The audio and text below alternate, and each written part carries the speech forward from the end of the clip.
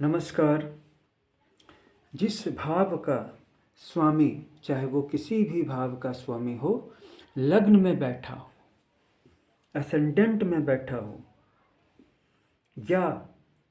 किसी भी भाव का स्वामी लग्न से संबंध रखता हो,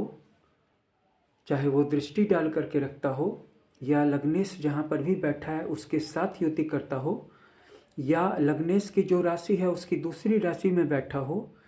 या उस पे लग्नेश की दृष्टि पड़ रही या वो लग्नेश पे दृष्टि डाल रहा हो, उस राशि या उस भाव का स्वामी अगर दूसरे भाव से, यानी धन देने वाले भाव जो आपके होते हैं, या 11वें भाव जो इनकम देने वाले भाव होते हैं, या नवम भाव जो भाग्य से संबंधित है, इनके स्वामी से भी संबंध रखता हो, यानी कि एक ही प्लैनेट लग्नेश से भी संबंध रखता हो और धन देने वाले किसी प्लैनेट से भी उसका संबंध हो, तो जातक को उसी भाव कारक के द्वारा संपत्ति मिलती है।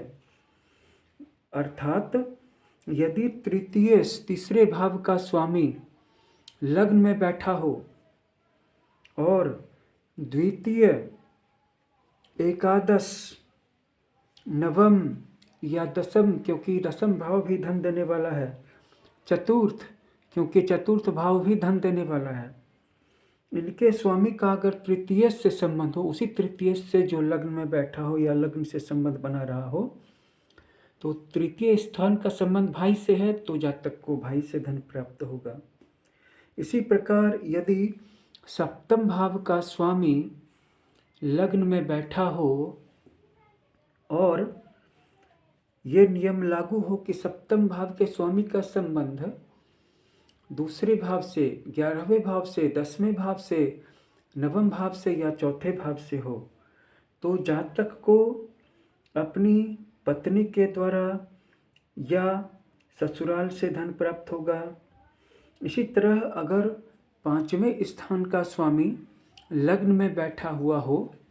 और 5वें स्थान के स्वामी का संबंध दूसरे, चौथे,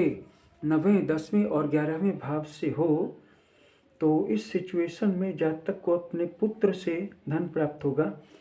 यदि रिपु स्थान यानी शत्रु स्थान का स्वामी बली हो, ताकतवर हो और लग्न में बैठा हो और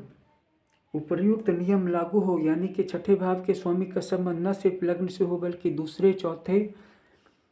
9वें, 10वें और 11वें भाव से भी हो, तो जातक को अपने दुश्मन से धन की प्राप्ति होती है।